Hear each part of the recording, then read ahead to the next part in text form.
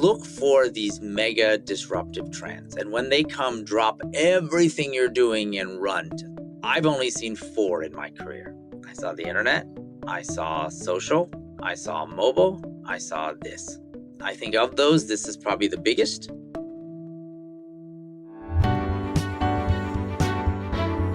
You are listening to The Sure Shot Entrepreneur, a podcast for founders with ambitious ideas. Venture capital investors and other early believers tell you relatable, insightful, and authentic stories to help you realize your vision. Hi, I'm your host, Gopi Rangan. Thank you for dialing in to The Sure Shot Entrepreneur. My guest today is Munjal Shah.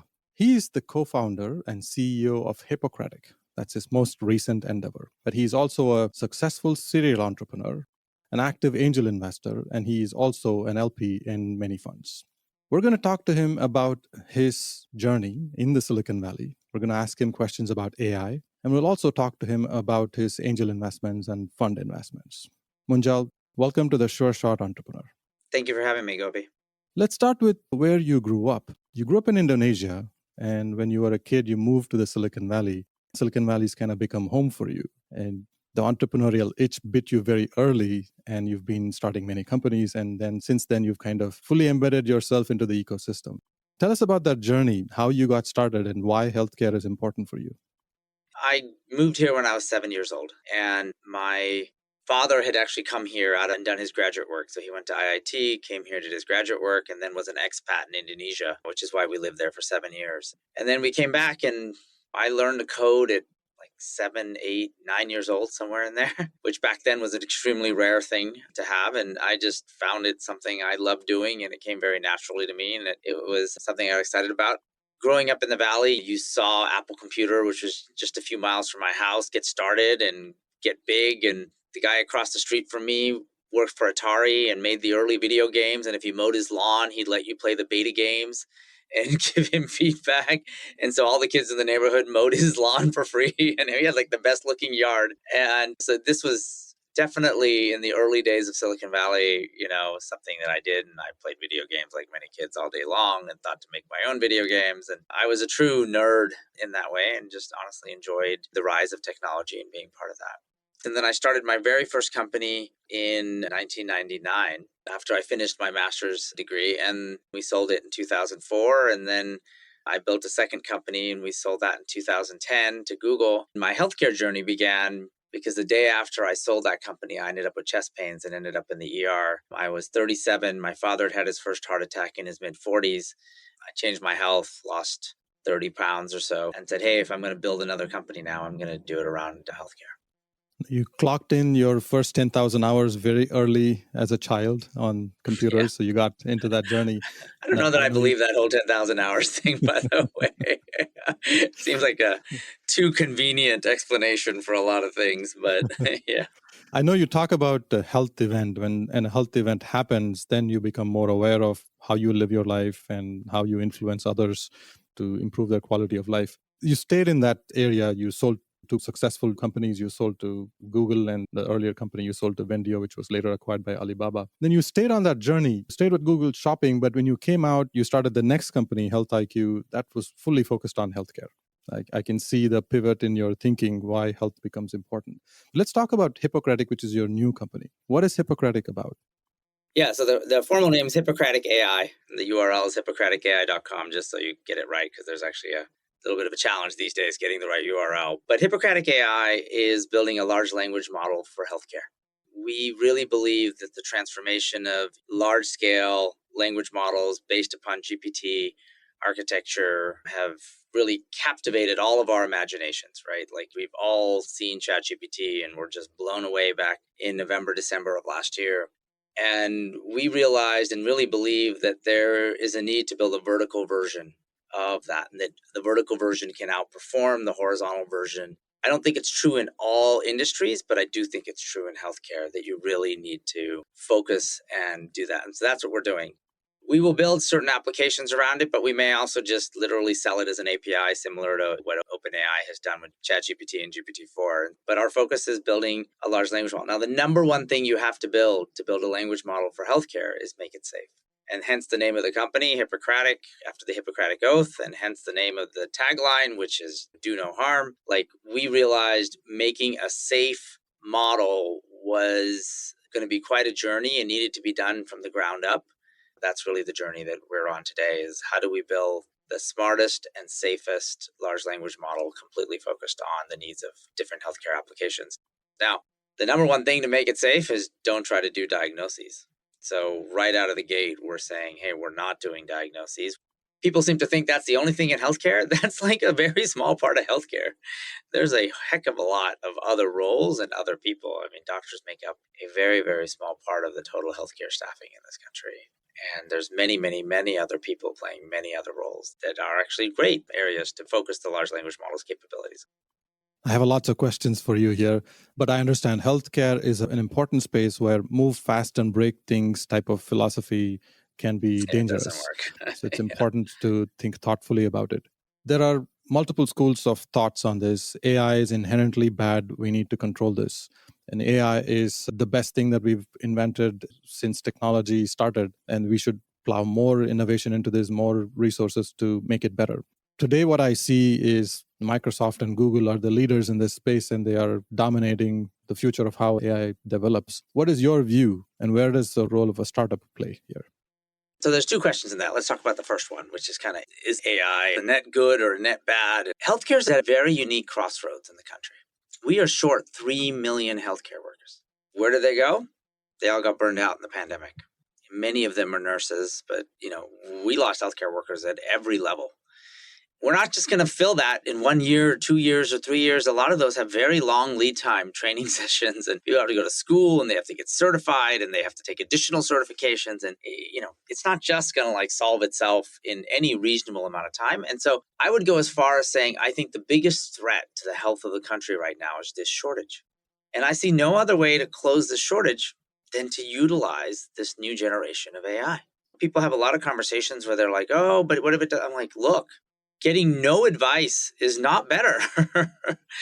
Getting no input, not being able to reach a billing person because we're short-staffed there only adds to your tension and stress when you're already going through a health crisis. You see so many people going through health crisis, getting a second crisis, having to deal with their billing and customer service and explanation of benefits and why wasn't this covered and I can't afford that. And so it isn't just the clinicians that we're talking about here. We're even talking about explanation of benefits to billing staff. We're talking about trying to get a meeting with a genetic counselor. It takes 3 months because there aren't enough of them. There literally are not enough of them. I recently had this for a family member, and we did the genetic test. The test got done in a matter of a week and came back, but they're like, oh, we can't tell you the results. I was like, why? You have to meet with a genetic counselor to get the results. Okay, fine. We'll do that. When? Oh, 3 months from now. I'm like, what? So we're supposed to stand there stressed out about what this test is going to show for 3 months because you guys are that short-staffed? And then there's another level of this. I don't think we're just short 3 million. I think we're short 30 million. People are like, what? Like, what do you mean? I said, that is the level of staffing that I think brings the best health outcomes. Here's one example. How come we don't give a free dietitian to every person in the country? Well, because actually we can't afford to. The math wouldn't work. It's actually probably not ROI positive, not at $50 an hour, and there aren't enough of them, even if we were willing to pay for it. But what happens if we do? What if we could have a large language model act as a dietitian and give it to every single person in the country? And people don't want to be taught what to eat. They want to be just told the answer when they're at the restaurant, right? And this dietitian could do it. Try it. Take a menu, put it in a ChatGPT, tell it some of your medical requirements. It does a decent job even out of the box. And so imagine if every time you go to a restaurant, you just open this thing up and it just says, every menu has been geotagged now thanks to Uber Eats, right? And so you can just be like, oh, you're at this place. Awesome. Oh, here's the menu for that place. Awesome. Okay. Oh, I know your dietary requirements and your kind of health issues and your allergies. Okay, great. You should tell them, here's 4 choices for you. On the third one, if you do order it, make sure they hold this. What would that do to the health of America? We've never tried it because it was never this cheap. So to me, the really big idea here is that's a level of healthcare that maybe only the elite few have, right? Let's call that concierge care. I think we can deliver concierge level care to everybody for 10 cents an hour, maybe $1 an hour at the most. Like, the cost of this is dramatically changed. And that's the opportunity we should focus on. Now, we do need to make it safe, and hence our company and its focus. But the opportunity here to really change the health of the world, like, I don't think there's been a single transformative technology that's going to increase healthcare access the way this thing has, or this thing can, I should say. Who is better positioned to deliver that? Large companies are building these language models and investing in them, and they have the resources to do that. But we think that you cannot probably beat them at a horizontal model, but you can at a vertical model. And that is our core belief, because there's just lots of detailed features you can build in that you need. Like, I just gave you one. Our dietitian would need to be able to go and pull every menu and and you will need an allergy management process that's way more bulletproof, because a lot of menus don't list all their ingredients, or a lot of menus will use different words for the same thing, and you will need to kind of have a way to translate all of that. And maybe GPT-4 does an okay job of that, but like, you can't hope it does. You got to make sure it does in that application. And so we'll get very deep, and we'll make sure that our model is trained on all of that. Good news for the startups in the space: a lot of healthcare content's not on the internet. So it's not like the Common Crawl, which ultimately powered what's called the Pile, which is the main data that they've pre-trained a lot of these models on from the internet. Like, it's not in the Pile because it's not on the internet. And by design, healthcare data is not largely on the internet. But this isn't true for travel. I would not recommend building a travel vertical LLM, because 99% of all content in travel is on the internet because they wanted to be SEO'd. And there aren't a lot of complex regulations in travel, and there aren't a lot of complex certifications in travel. And like, it's not a good vertical probably to do this for. So I think this makes sense in some verticals. It doesn't make sense in others. But I mean, I think the big guys have a lot of resources, but I think they'll focus on the horizontal model, not on the vertical model. The healthcare is broken. Administrative overhead is one part of it, which is a big problem to solve, the shortage of workers. There's also a one-size-fits-all solution that's available to everybody, and that doesn't work for individuals. You need to personalize it. And that cannot be easily done when manual work manages all the delivery. Which part of your focus will touch the world of healthcare today? Like, what are your top 2-3 priorities at Hippocratic AI? We don't know the answer to that yet. Our first step was build a better language model. Do nothing else until you do that. And so that is our first focus: building it, finding all the right content for it, training it, benchmarking it. When we announced the company on Tuesday, we also announced 114 healthcare benchmarks, which were really just the certifications. Like, if you look at the badge that your nurse wears, she has all these letters after her name. Those are the certifications we went after. Some of those are like the pediatric nurse certification and the ICU nurse certification. And we went after the pharmacy tech certification. You name it, we went after it. The lactation consultant certification. And we just said, okay, let's see if we can pass these. Let's see how well we pass them. Let's see if we pass them better than GPT-4. We did, by and large. I think there was 114. We beat GPT-4 on 105. We tied on 6, and we lost on 3. And so we're like, okay, we pretty much outperformed. And right now we are just trying to ensure we have the best base model for this vertical, and then we'll kind of go from there. You're going to build the deep tech first and then find applications that are suitable for the tech. Now, we are collaborating with health systems today and others on what use cases they want. So we are having conversations with them already. In fact, I've had so many conversations in the last 30 days. I have never seen healthcare executives be this excited about technology. Like, never. There's something about generative AI. I mean, I think just, OpenAI did everybody's marketing for them. Like, they just have created such a level of excitement in the zeitgeist, in the world, that everybody is thinking about how to utilize this for their business. And so we happen to be lucky that way. We should talk about fundraising. The company is barely a few weeks old, and you raised a staggering $50 million right off the bat in such a short time. How did that happen? Yeah, it's a little more than a few weeks old. We started it early in the year, but yes, we raised very quickly, this $50 million seed round from Andreessen and General Catalyst. One of my learnings in raising money, so this is now my 4th company I've raised money for myself. It's probably the 12th I've helped raise money for intimately. There's about another 8 that I helped friends of mine get off the ground, especially during this 1 year after I sold the company to Google. I took some time off when I was getting healthy before I started Health IQ, and I ended up spending half my days helping people build and launch their companies and raise money. But I would say that a couple things made this possible. If you have any entrepreneurs listening to this, I have a few contrarian views here. The first is look for these mega disruptive trends. And when they come, drop everything you're doing and run to. I've only seen 4 in my career. I saw the internet, I saw social, I saw mobile, I saw this.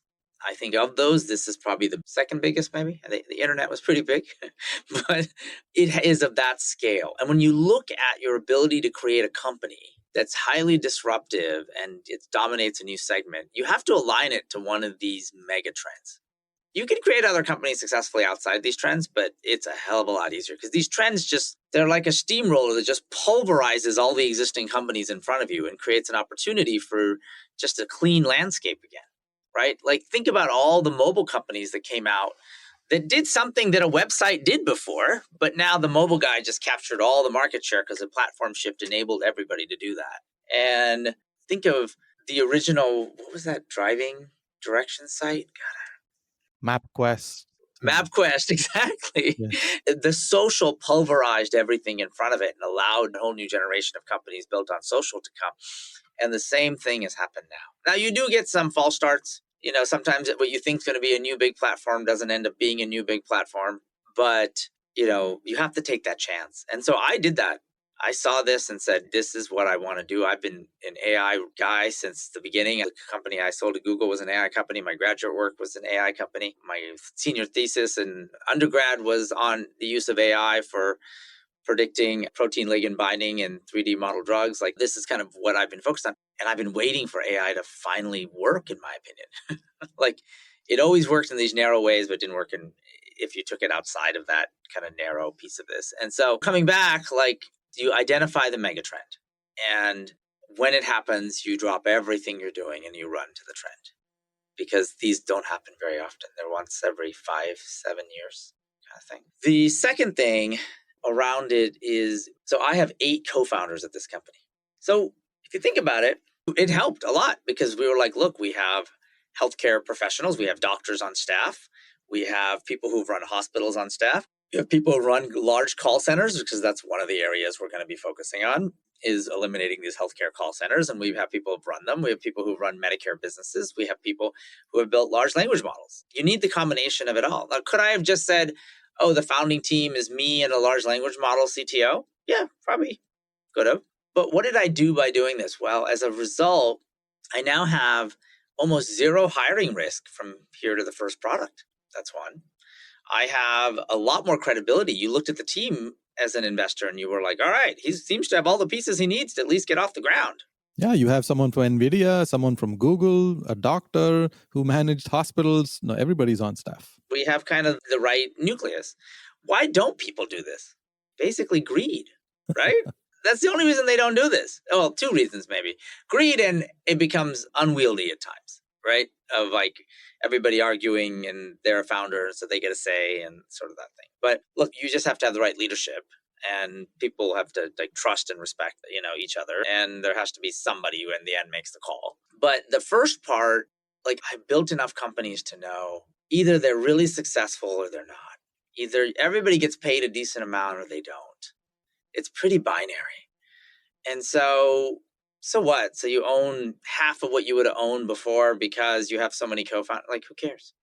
This whole game is a probability of success game, not an ownership kind of hoarding game. And I don't know why people don't understand that concept. Like, they really, really don't. But I would encourage large founding teams every day of the week. My first company had 5 co-founders. My second company, we had 3 co-founders. My third company, we actually had 5 originally, but we ended up kind of with 3 of us that were core, but still a relatively large number. And then this one has 8. So I've always done this. This has been my formula that's been a little contrarian to others. So then when I went to go pitch, like, hey, I got the great megatrend. I got the exact team one needs with a tremendous amount of credibility and having done the right things. And then there's a little difference between whether this is your first time or not. If it's your first time, it is a different fundraising process than if it's your nth time. But I still very close to the Andreessen folks and just said, hey, can I work out of your office? And can I have a space? And they're like, sure. Except on Mondays, because that's actually when we all come in. But this empty conference rooms every other day of the week. I'm like, okay, great. And then another buddy of mine was like, okay, I can give you a conference room on a Monday. And so we did that. And that was helpful, by the way. That was very helpful because I ran into the partners all the time and I got to chit chat and I got to hang out and I got to familiarize them with the concepts we were working on. It wasn't just a pitch. It was like a continual set of interactions that happened each and every day. And honestly, when I met candidates to recruit to be my co-founders, they were like, well, okay, this must be going somewhere. He's sitting at the office of a VC. Like, as an entrepreneur, I'm like, see if you can. And I didn't ask for an EIR-ship. I didn't ask to get paid. I didn't want any of that. I just wanted an office, or not even an office. I wanted a conference room, which is all I got, actually. And so, but my view is, set that up. And because it actually affords you a level of credibility and attractiveness to others who are thinking of joining your new venture that makes building that team a little easier. And so each of these is a game of just slowly building the pieces up. You do have contrarian views, and the large number of co-founder thing, I'm still reflecting on it. It is definitely very different from most co-founders when they start the business. And having that unfair advantage of having a conference room at a VC firm, interacting with them, turns the conversation into a warm discussion versus starting with a cold pitch, like, here, my concept, versus, you've heard this many times, you've seen this evolve, now we're ready. Well, I'll tell you the story I did my first time. My first time, I volunteered to do due diligence for a couple of VCs that I had met at a networking event when I was a graduate student. So literally there was an event at Stanford where I was doing my CS, and this VC came, and I remember talking to her, and she was like, wow, you really seem to know a lot about the space. I said, well, if you ever look at a company in this space, I'm happy to do technical due diligence for you on it for free. I won't charge you anything, nothing. She's like, great. And I did that 4 or 5 times more for her. And that's how I got to know her. And then she said, oh, why don't you come sit in on some pitches? I'm like, wonderful. She's like, you can stay for the after discussion. And oh my God, my very first time did I learn so much from seeing the inside baseball view of like how the companies were evaluated. So then when I went to pitch, guess who the first person I pitched was? Her. It was a VC called Darlene Mann, who was at a firm called Onset Ventures, which I don't even know if they're still around. She was awesome. She really actually kind of gave me my start. But, what I would say is it should never be a cold pitch. If they know you ahead of time for any reason, then they'll know you. In fact, the very first round, the seed round, was actually done by some folks that I met through my brother-in-law through his IIT network that had been successful. And first one funded it. And then I went to the temple, I kid you not. And some of the guys at the temple had been successful entrepreneurs, and they gave me some seed money. And then I did my first VC round, and this was where Darlene came in. And then I ended up also George Zachary, who's at CRB now, but was at a different firm back then. He funded it, but I had started a networking group called Round Zero with a bunch of others. And I had met George years prior. So that was 99, and I had met him in like 97, and we had gotten to know each other. So my whole point to everybody is, it should never be a cold conversation. In fact, people who are trying to start companies, I'll ask them this. I'll say, how many investors do you know personally that you hang out with right now? And if they say 0, I say, don't start a company now. Go do something that lets you build a relationship, even where you're doing something to get to know them for free, whatever. Just do it. And then when you feel like you have that, then start a company, because then you'll have enough kind of gas and relationships to kind of get over that first energy barrier that you need to get over to start your reaction. These are long-term relationships, so it helps to start with. Yeah, start early. Yeah. So we did that, and then the round came together, and very quickly, I met Hemant, and I was another old friend of mine that I've known for 12 years at General Catalyst, and he and I went for a walk and realized we shared the same vision for healthcare and LLMs. Then we put together, kind of what the round would look like, and obviously Andreessen as well, and all of us were off and running. So. Hemant has a clear thesis on healthcare. I want to switch gears and talk about your investments, your angel investments and fund investments. What gets you excited? Can you give an example of 1 or 2 investments you've made recently? perhaps a fund investment, because those are more of the darker side of the world. People don't get to hear stories. I did a seed investment and became an advisor to a company called Scopely that we recently just sold. 2 weeks ago, it was announced. Savvy Games is the one who bought it for $4.9 billion. And I met the entrepreneur when it was just him. Walter Driver is his name. Really great guy. I think he had like 3 or 4 people at the time. It was 10 years ago, by the way. Like, things take a long time to build, but he built it and built a great company. There's another company called Reify Health that I invested in, and invested in the seed round, and then invested again in the A. And then they did a round at about $4 billion back in early 22. And so that company's been doing great. And there's a whole host of these. I think probably it's about 7, 8 unicorns that I've invested in that kind of got the billion plus valuations. And a couple that went public too. I was an advisor to PubMatic, which is now a public company. I will tell you the interesting thing about my learning in my angel investments, especially at the seed stage. I basically understood very little about the category, but I really was able to think deeply about whether I thought this was a great entrepreneur. And so I did a people entrepreneur bet. In fact, when I knew about the category, I did worse. Actually, if I look back at my investments, because I thought I knew what was being work or not work. And when I didn't know about the category, I never ran an ad network. And so there's PubMatic. There was another one called Rocket Fuel that I was an investor in. And, Rocket Fuel actually IPO'd and was worth a couple $1 billion. The lockup came off. I sold my shares that later on had a rough time. But from an investment standpoint, from when I invested to when I exited, it was fine. But I didn't know anything about ad networks. And yet there I was in 2 ad networks. I didn't know anything about gaming. And yet I was there in gaming. I did know something about healthcare, but I didn't know clinical trials or healthcare IT in the way. But I just knew really good entrepreneurs and knew how to just be helpful in giving different pieces of advice, or at least try to be helpful. And that's a number of the things that I've done. And if you look at my LinkedIn, I think it has a lot of the other investments. And I was just looking at it the other day, but there's a ton of exits.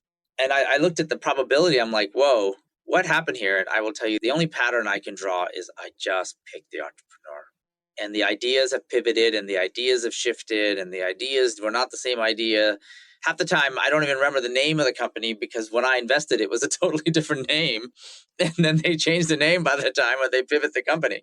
But I have found that there is a type of person that if you pick, it's a very different thesis than the I know this, I know that. And probably my thesis only works at the seed stage.